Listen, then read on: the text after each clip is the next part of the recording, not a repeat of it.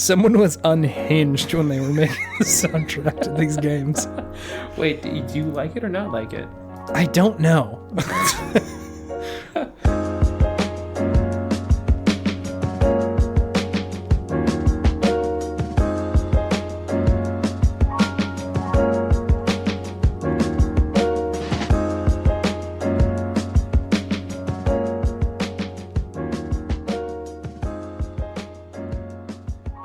David, I realized that we haven't defined something that we use pretty often in this podcast. It's a phrase. Okay. We constantly talk about the hyperbolic time chamber on Video Game Pontimism. We do. Which is, of course, the Optimists video game variety show where two best friends talk about the wonderful world of gaming. And I realized that people probably don't know what the fuck the hyperbolic time chamber even really is. It's very fair. So we do need to figure out how to define that because we were in the Podtimistic hyperbolic time chamber last week. We sure were. Okay. Hyperbolic time chamber. Define, please. Definition. It is a space that does not conform to normal aspects of space or time. Where one day in our regular world is 1 year in there, meaning it is a great place to go and train and learn new things and then just come out all of a sudden a new version of you who's even better than before. And this is, of course, from Dragon Ball Z. Of course. Yes. Of course. We had to go into the hyperbolic time chamber because our chops with Podtimism, our chops with optimism weren't quite qualified for the week last week. It was a bit of a trying second there, and still very much here, but we've come out of it more podtimistic and ready to brighten a day. Sure are. We're ready to go. Have you been playing video games, David? What if I said no? Then I would just move right on, because I have. No, I haven't. Tell me. Please tell me. I've been playing Doom. Oh God, Doom 2016. Not the most recent one that just came out, the one right before that. Yes. How are you playing this? On the computer. With your fancy new computes. With my fancy new computer. I'm doing mouse and keyboard. I'm learning. Ooh. I'm learning how to M and K. This is a tough road. I know the road you're walking. It's hard. It's not easy. Coming from our sloppy jalopy controller boy hands, it's hard to use the mouse. I'm getting better at it. It takes a second. I've been just fine-tuning everything as far as like sensitivity and like my positioning on the computer chair and where the mouse and the keyboard go. But I think I've found a good setup. And then it was also fun to go into the settings and like turn the graphics all the way up. Oh, yeah. And it just looks so much better afterwards. The joy. My favorite is when you are able, if like the game launches in like a weird mode and the resolution isn't right. It's like real shitty. And then you can turn like the resolution up and it's just instantly, you're just like, oh my God, that looks so good. Yep. How are you enjoying this game? I'm liking it. I'm liking it a lot. Yeah. It's really fun. It's just balls to the wall constantly. I just love the metal music. That's just like lets you know when things are about to go crazy and lets you know when things are done being crazy. It's just, this works. This metal works for Doom for sure. It does. It was weird. I like the style that music is in. Gent is how it's been described. Gent? Gent, DJENT. Why? It's the sound that the guitar makes when they're doing like those really complicated like polyrhythmic sections. Gent. Yeah, Sure. All that stuff. Sure. Like I think the dude Mick Jenkins who did the soundtrack for that one, I think he was somehow either familiar with or involved with Periphery, which is another like gent band that sort of like pioneered, I think, that term. I may be misquoting here, so all the gent heads don't come for me. But it was a weird combination playing that game because I like Doom and I like this like genre of music, so it was both just like, oh, this is great. It does really fit the game very well, though. It does. It feels great. And when I was playing it, and I was like finally getting the sensitivity on the mouse right, and it was just feeling like I could just zip around and just shoot things like 360 really quick, which is not anything you can do at all on a console. Nope. And I had my graphics up all the way. It felt like Anakin in episode 1 when he's in the pod race and he's like, "It's working! It's working!" I was like, oh man, I'm a PC gamer now. You're a big boy. Look at me go. You've ascended. And now I'm just like looking at all the games on PC that I want to play. And there are definitely some games. That you can games, finally do it. Yeah, there's definitely some games around the corner that I think I might want to play on PC rather than console. There's a couple that, like, after having gotten kind of a good computer, there's a handful that I'm like, I should probably play that on the computer instead. Yeah, I'm thinking I might want to do Cyberpunk. Cyberpunk for sure on is the a computer one for sure. Yeah, that's a computer game. Maybe the next Baldur's Gate that's coming out. Yeah, that one makes sense too. The point and click is definitely easier. Which is made by the same guys who did Divinity. Yep, sure is. So did you ever play any of the old Baldur's Gates? I played Baldur's Gate 2. I didn't have it, but I played it with my cousins. I had never played them. Yeah, they're both big into Dungeons and Dragons. So yeah, I wasn't a huge fan as a kid. Yeah, I had a friend who played it a lot and like kind of tried to show me. And I also didn't, I don't know why I didn't enjoy it, but like I think I didn't understand the mechanics of it nearly well enough. Yeah, totally. Just didn't make sense to me. But yeah, no, yeah, you're right. There's a lot of games that are like I'm either looking forward to playing on the computer or have since replayed games on the computer, and it's still just like very good. Like Grand Theft Auto is like that. Mm-hmm. It's really enjoyable to play on the computer. Yeah. Anything else besides Doom? Divinity, Original Sin 2. Yep, could have guessed that one. Still playing that one. Things are going well. It's kind of hit a little bit of a lull for me, at least story-wise. Mm-hmm. We'll see if this next new area that we're in can kind of bring it back. Mm-hmm. Have I been playing anything else? I don't think so. My video game playing has gone down quite a bit because I'm back to work full-time. Mm-hmm. Yep. So I don't have those just hours and hours and hours of free time anymore to just play games. But no, it's been good. Those two games I think complement each other pretty well. That's true. One's pretty slow, one's pretty fast. Exactly. So I'm gonna download the new Call of Duty Warzone. Try that on my computer, even though it's 100 fucking gigabytes. It's big. That's a big boy. What the hell, dude? I only have like 350 gigabytes of storage on this computer. I don't need another hard drive. It's most of your hard drive now. Yeah. I need another SSD. That's it. Have you been playing anything? I've been playing some video games. The first one is Minecraft Dungeons. What is that? It is a looter game. Like it's like Diablo. Oh, okay. But a little looser. Like you don't really have to pick a class or anything like that. Like how you play is determined by your gear, and anybody can wear any sort of gear. It is like top down and fairly simplistic, I would say. Mm-hmm. I like Diablo. Like you only have a handful of moves. Mm. And it's meant to be played sort of like over and over again to sort of like grind for gear and stuff like that. Like Diablo. It's fine. It's not the best game I've ever played. Yeah.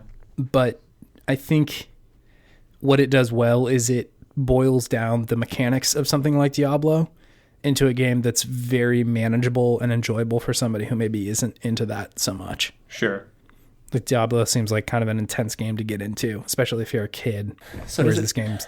Wait, sorry, finish your sentence? I was just going to say, whereas if you're a kid, it seems a lot more approachable. Gotcha. So does it have like a story? Or is it... Sort of, yeah. Like... There's, some bad guy you got to go beat. Okay, that's it. Yeah, that's it. Okay, cool. It's about... No, I was about to say it's got about as much story as Diablo, but Diablo does have a little bit more. Mm-hmm. It's got some stuff going on there. Okay. Yeah, it's fine. Cool.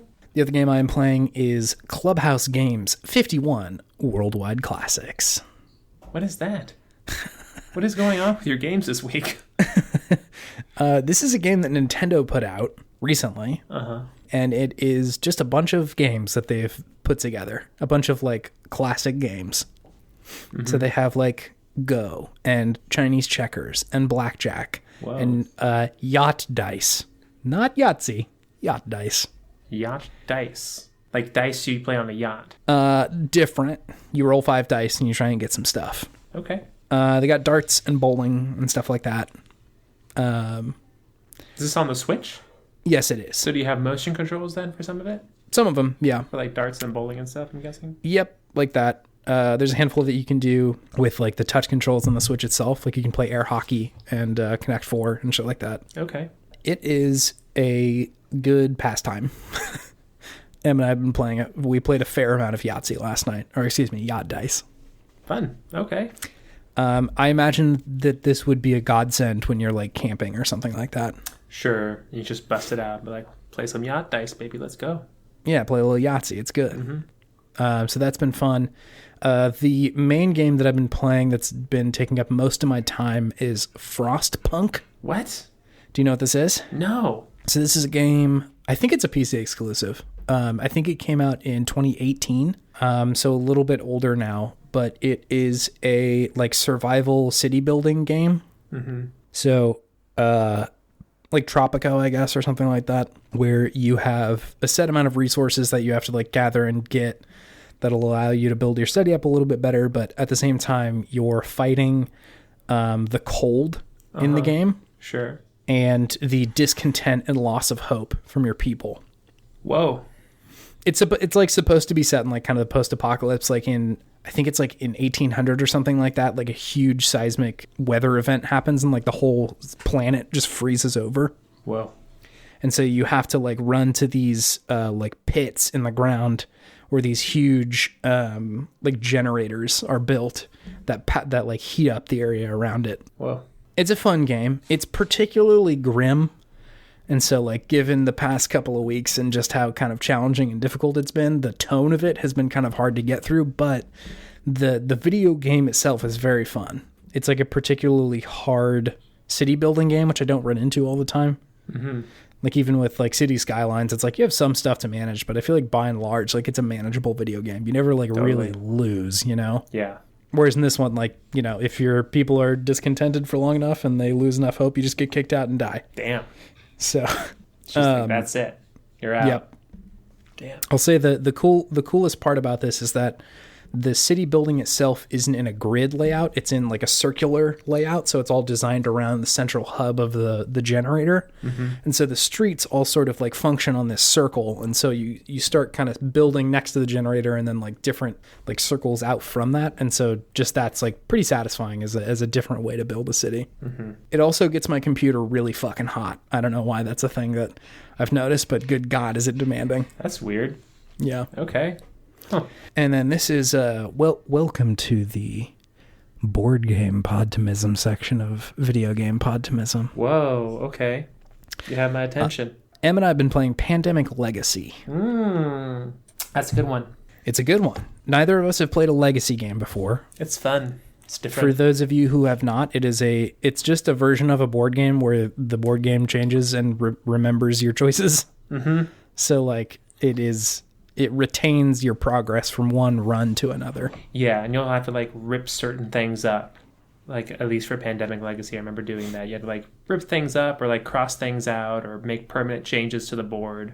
Yeah. So yeah, it's pretty crazy. It's pretty fun. We both been enjoying it. It definitely like adds a drive to playing board games that usually isn't there for me.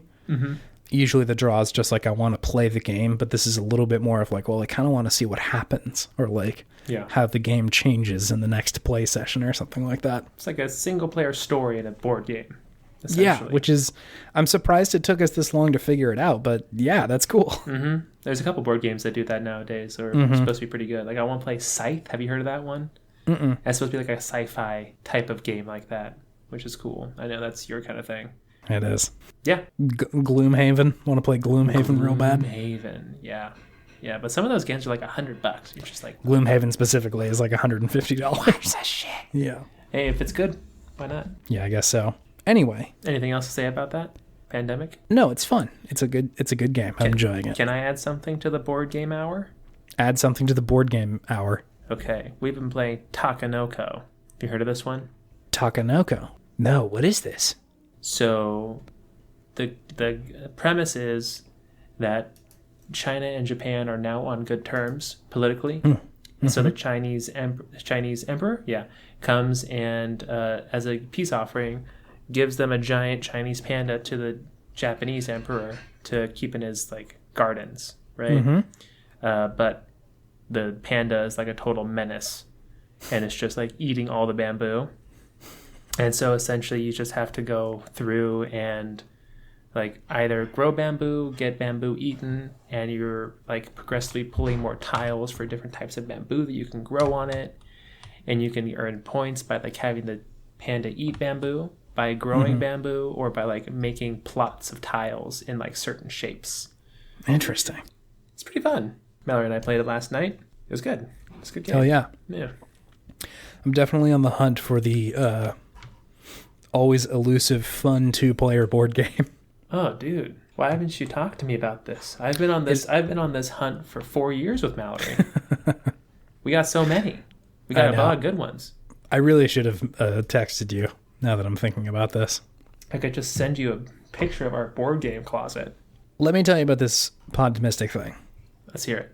The games industry is no stranger to toxicity. Yeah. It can be a challenging place to enjoy your medium of choice. But the Podtomistic thing this week is that I've seen a lot of non-toxic shit coming out of video games. True. In the past, week or so. I don't know. It's just a good thing. Like growing up when we did and how games were at the time, I feel like for whatever reason, it felt like games for a while kind of wanted to exist outside of the world. And yeah, I'm not exactly sure why that was the case, but it was cool to see a lot of people like, I don't know, being genuinely good people, or at least trying to be. Yeah. No, like how Infinity Ward put like the Black Lives Matter thing on before Warzone, their loading screen, and Rockstar shut down 2 hours for GTA and Red Dead Online. So yeah, and I guess like there's an argument to be had about like, are they just doing this for lip service? But I've also seen a lot of people who are working in the industry and a lot of other podcasts who are like trying to do good about this stuff. And so I don't know. I was happy to see that happening. I'm sure there was still a fair amount of shit posting and terrible stuff happening in the games, but there's less of it than there was, say, I don't know, even 10 years ago. Totally. And it's not like, they're doing lip service by saying all lives matter, right? Fair, yeah. They're at least choosing, from my perspective, being the right side of things. Yeah. So, no, yeah, that's totally great. I agree. Yeah, I'm happy about it. Do you have anything that's fueling your sense of optimism? I mean, that's kind of the same thing, honestly, this past week. Just nice to see that video games are a platform where you can actually have a voice that means something now, as far as the companies, as far as the players, as far as, people who are seen as being leaders in the community. People speaking up and letting their voices be heard, and that wouldn't be possible without video games for a lot of these people, probably. So good to see that. It's my Podtomistic thing. Yeah, for sure. I'm sure there's still quite a bit of work to be done. There's a lot of toxicity that has to be kind of dug out of this, but I think we're in a good direction at the very least. We're at least looking at the shovel. Maybe it's in our hands. Correct. You'd hope it is. Right? Yeah, correct. Well, with that, do you want to move on to good games? Sure, let's do it. Let's do it.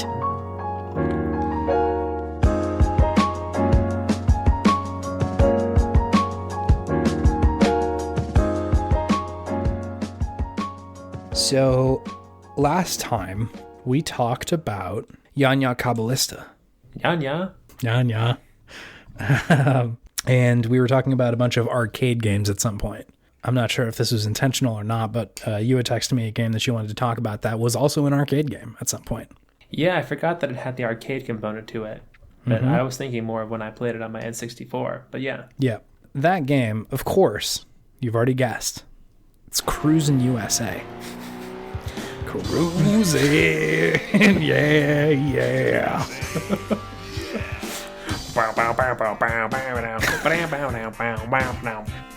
Before we get into this, the fucking music in this video game is just over the top.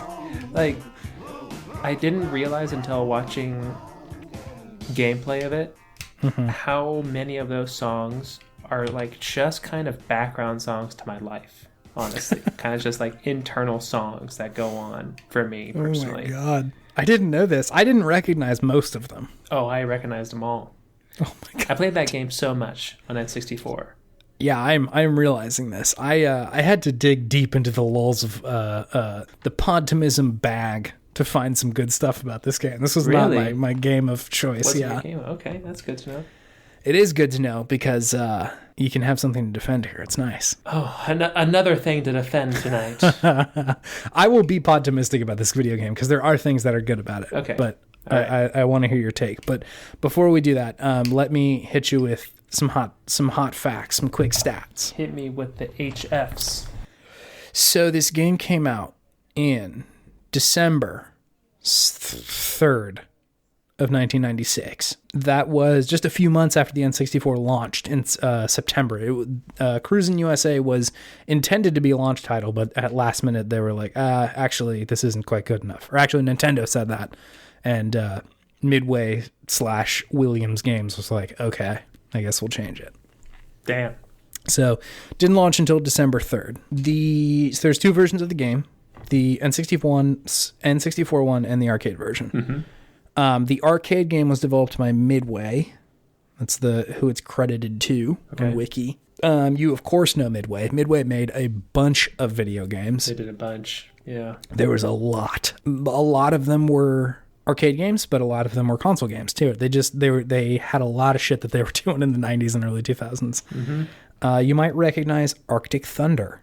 You might recognize NFL Blitz. You might recognize Rampage, Space Invaders, Gauntlet Dark Legacy, Hydro Thunder, or maybe Mortal Kombat or NBA Jam. Prolific developer. Prolific. Midway was working hard. Yeah, they're working hard for that money.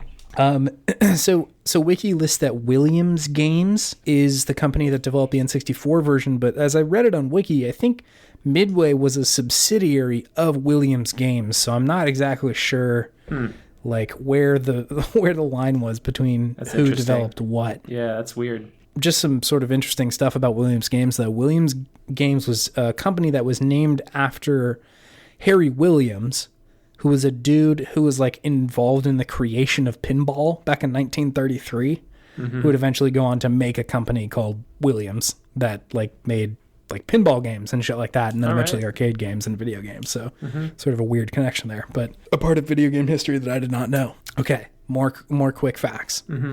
This game was reviewed pretty bad. Not a lot of people liked it. Really? Yeah, it was not the average Metacritic. I think was sitting around somewhere like 53% or something like that. Oh my gosh. Okay. Yeah, not Dang. great. Okay. Sure. I have run a review from Power Games out of Germany through about 20 translations. Okay. Let's hear it. And I will. I'm gonna read you one of those now. Quote. Not quote, really. It's not really a quote. It's a very mistranslated quote. Quote. In short, the U.S. sailing wrong product is less than 10. Only a part of the rewards of a charming young woman who will ultimately reward you. But this is not that they can be raised to a higher price to sell. This is what worries me most in Nintendo products already in the public stamp. That this kind of exhibition? I am not a game. I'm waiting for work. A football tour. Did it give a score? I believe this was 35 out of 100. A football tour. I've mistranslated it another time if you'd like another crack at it. No, I think that was good. You got it. Yeah, unless you want to share a second one. The only difference is in the last sentence, and the other one says "beautiful legs." Beautiful legs. Okay. Interesting. Power Games did not like Cruis'n USA. Apparently not. Even though it had a football tour. Tell me, David, what is this video game? How do you play this video game? This video game, you really play it with your gut. Oh, right. Not the N64 controller. I mean, you do use the N64 controller, but you play it with your gut. It's a racing game. It is. The concept is you are cruise. They say cruising, but you're really racing across the United States. Very much racing. Yeah. In different, very American places like San Francisco, the Grand Canyon, Washington, D.C., the Dakotas, and you pass Mount Rushmore, Redwood Forest. I think those are all the ones that I really remember. Any other ones? Desert? There's like Death Valley. There's a desert. Death Valley. That's one. Okay. Yeah, you're just a bunch of different environments where you race. Yep. And you're usually only racing like one other person? Yeah, it's not very many usually. Yeah, it's just like a couple other people you're racing. And it's not hard. It's an easy game, especially on a controller. Yeah. But it's just, for something about it, when I was a kid, it's like one of my first favorite games as a child. Whoa. To play. I just love racing games. I love feeling like I'm going fast. And I felt like this game actually did a decent job of making you feel like you were going fast on the N64. It did. It like... You're like, how can I be positive about this? Yes, I think it did make you feel like you were going fast because the cars that would come at you came at you sort of out of nowhere. They were like about 2 to 3 pixels big, and then they were on top of you. See, that's why you play it with your gut. It's the whole entire reason I said the gut thing, because you had to be ready at a moment's notice. No time to think. You just react. You just move. That's all gut. It seemed like I was never in control of my vehicle when I was playing this game, that I was just sort of trying to get to the finish line. Oh, yeah. And they're all over the place. Mm-hmm. All over the place, those cars. But the nice thing is that you can crash into whatever you want. You just keep it going.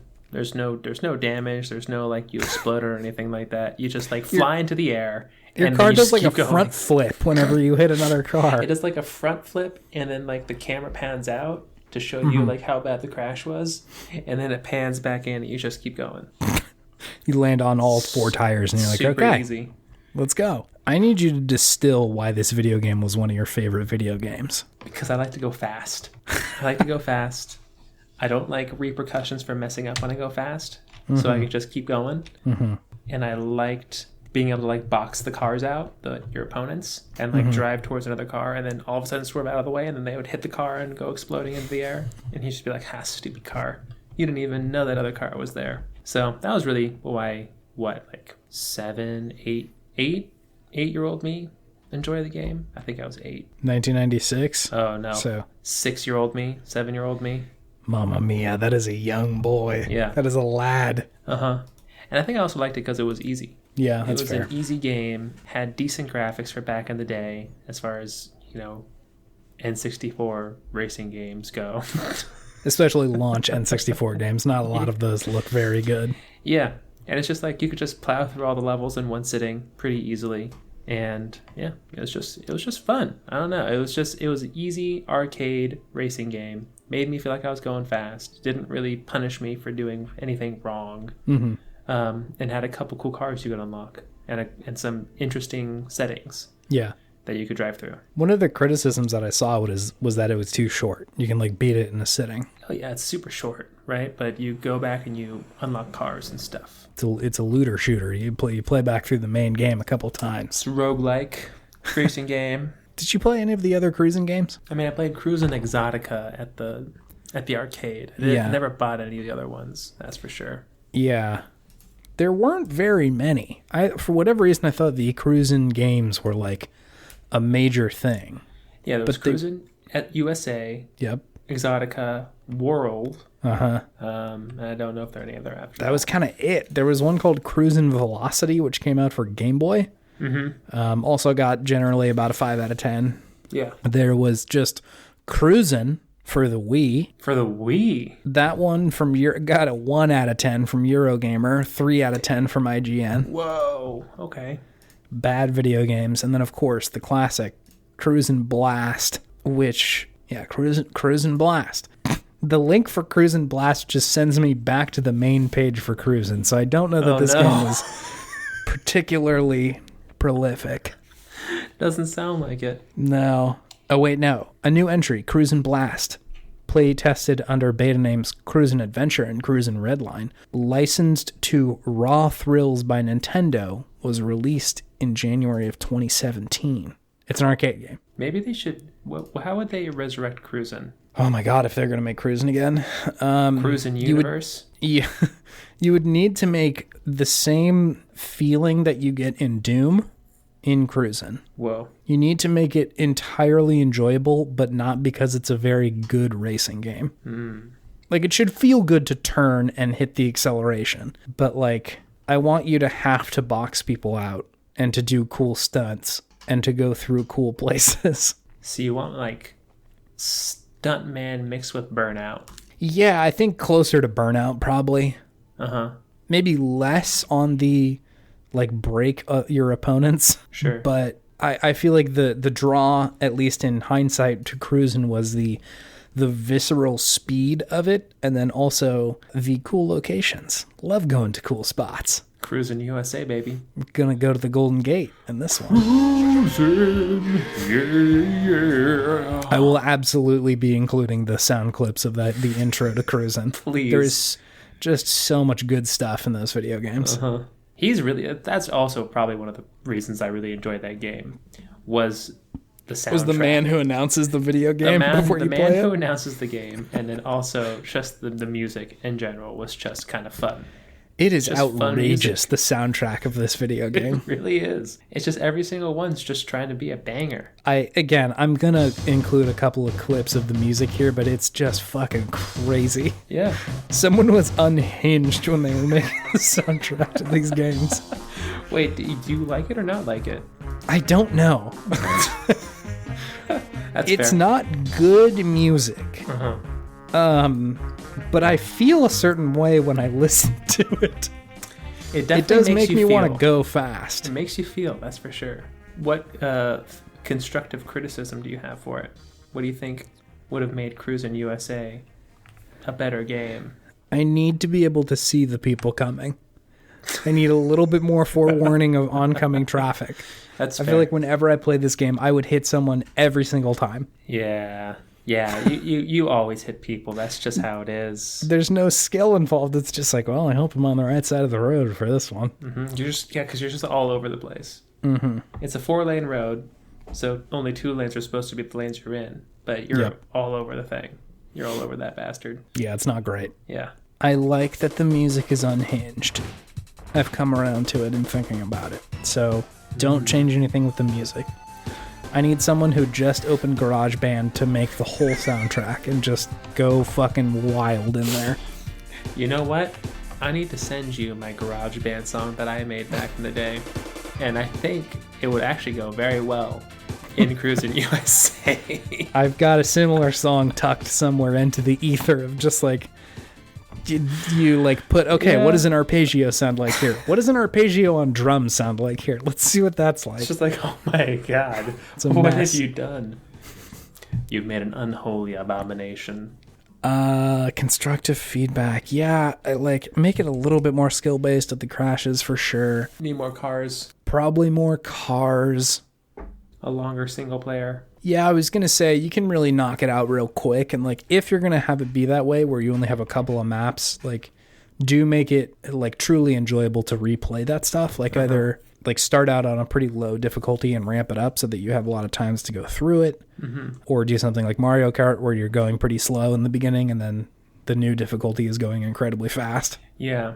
Or, I mean, you could just have multiple routes through the USA. Why only one? You could have like 3 or 4 routes that are of varying difficulty and go through different parts of the U.S. Make it like Star Fox, where depending on how good you do on one level determines how hard your next one is. Exactly, right? Because you don't get like a Pacific Northwest level or a Texas level or a Florida level or a southern level. Yeah, it's just the one route and that's it. You could do so much more.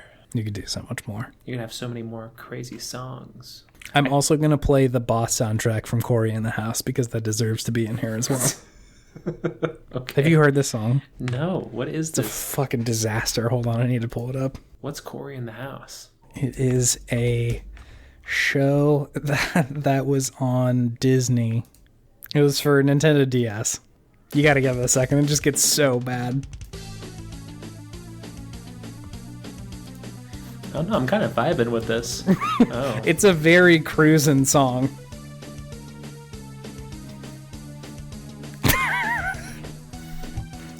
They're hitting a lot of sour notes.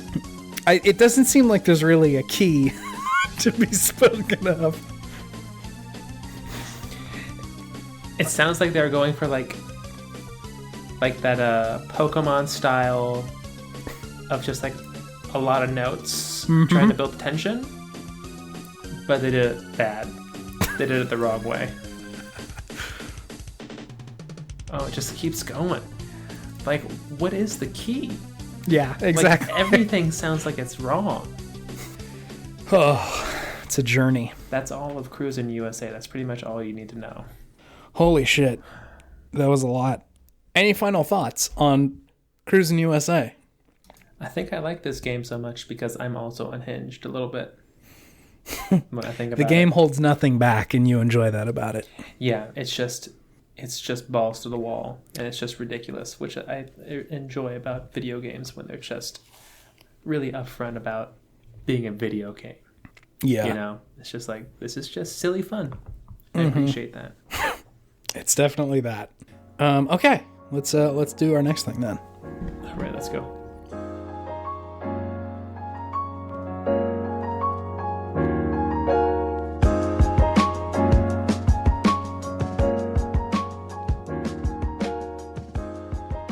So I've had an idea sort of kicking around the old podcast hopper for a little while, and we've sort of talked about it a little bit before. But doing the heroes of video games. Mm-hmm. Okay. Of the video games industry. Sorry, let me say that with a little bit more reverb.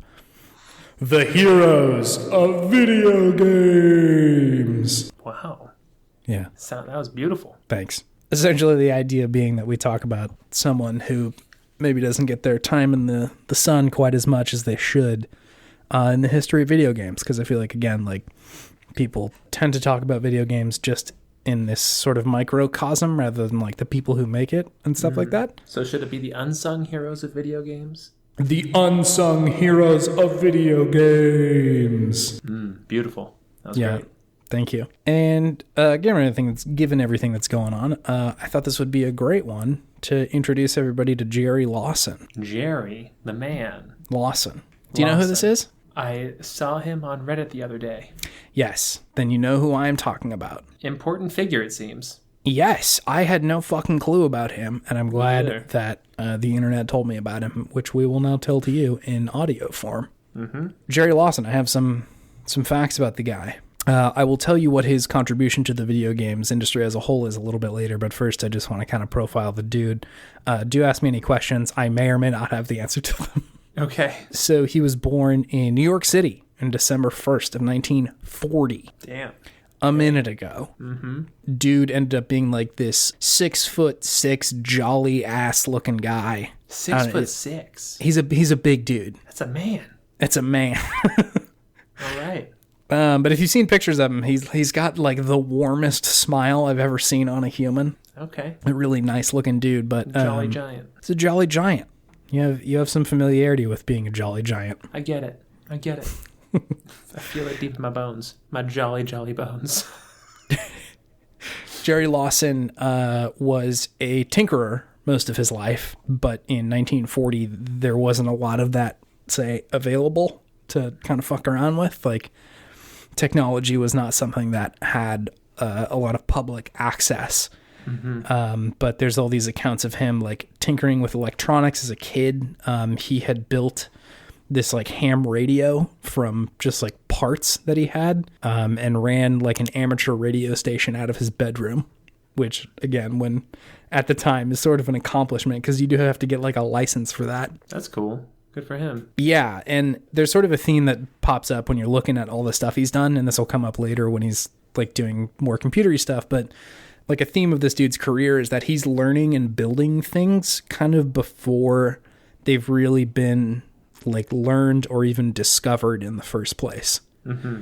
Having worked in tech, it's hard enough of a place to learn how to do something, even when most paths have been walked down already. Like, there's no lack of knowledge right now for how to learn how to program, and it's still not the easiest thing to do.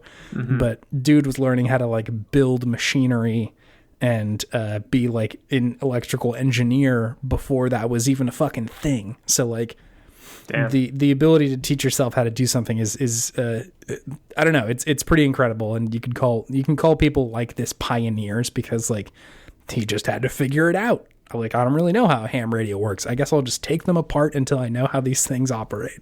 Mm-hmm.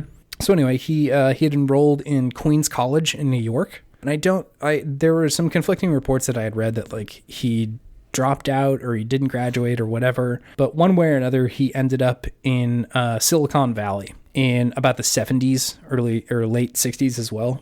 He was part of the Silicon Valley's Homebrew Computer Club, which had some alums such as Steve Jobs and Steve Wozniak.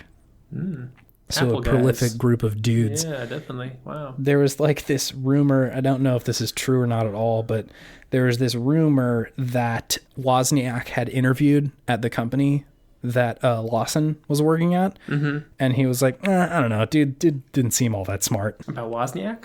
Yeah, exactly. Damn. Which is a wild thing, right? If you're like, I don't know, he doesn't seem to know his stuff. Kind of a baller move. Jeez, that's a big man move right there. Yeah. It's a 6'6" Jolly Green Giant man move right there.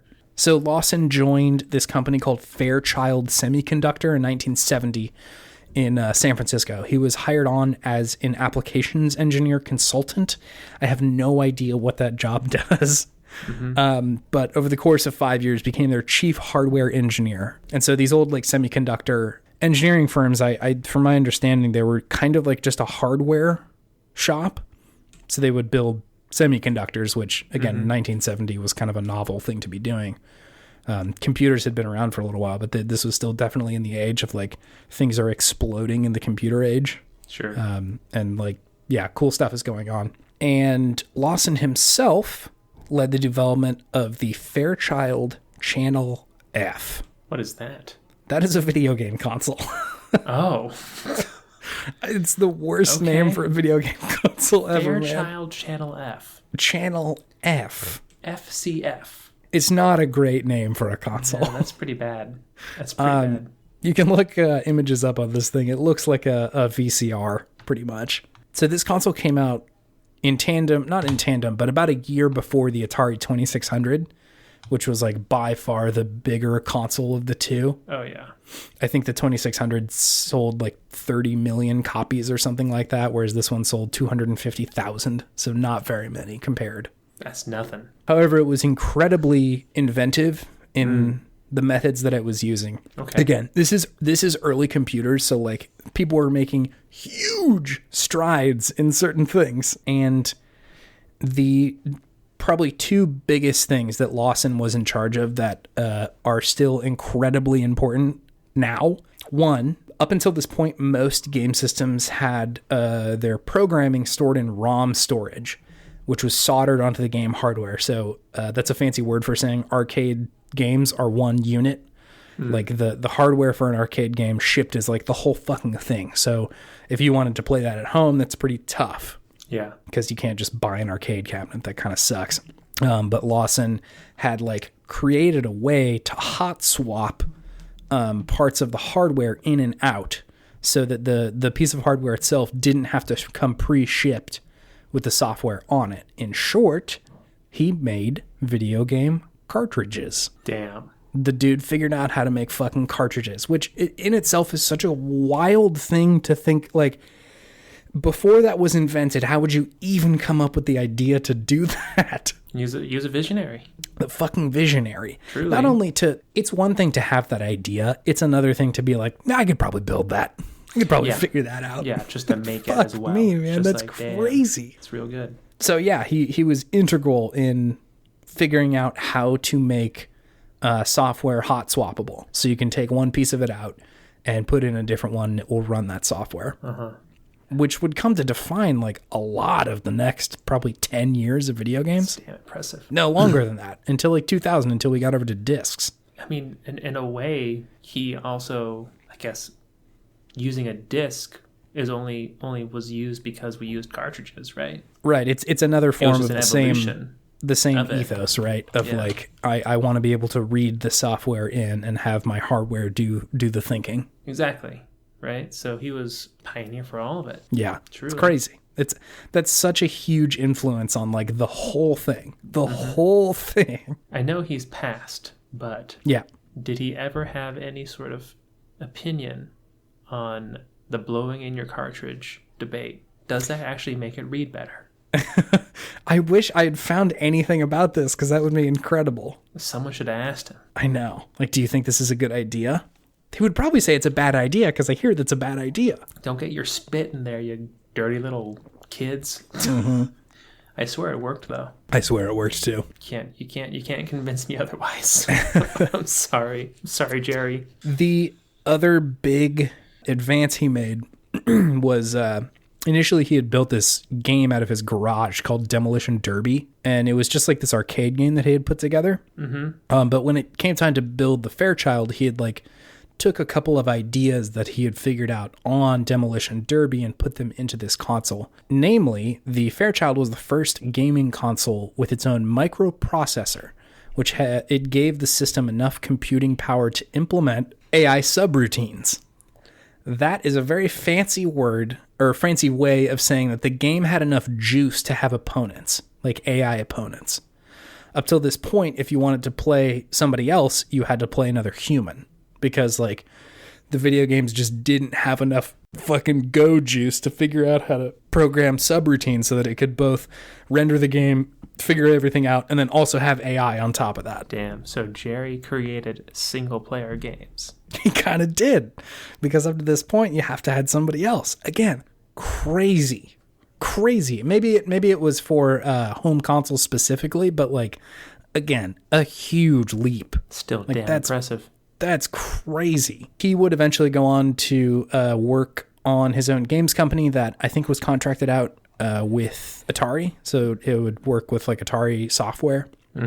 But he wasn't this like huge name in game design or anything like that. He definitely seemed more of like this hardware guy who made like these huge fucking strides initially, which again, I'm shocked that he doesn't get the recognition that he does. And again, it may be because he was a black guy in a time when this industry was mostly white dudes.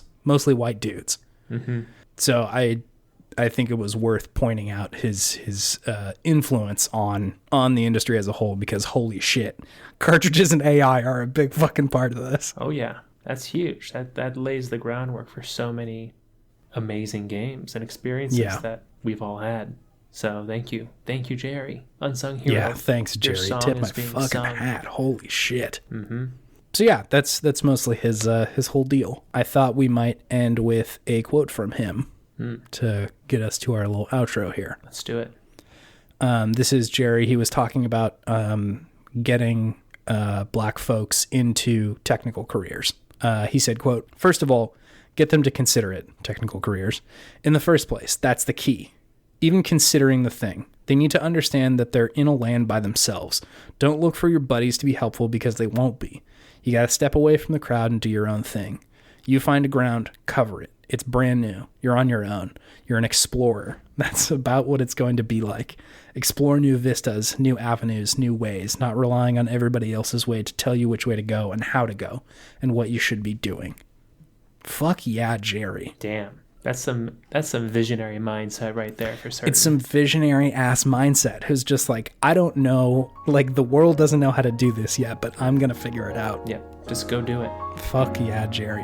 What a human.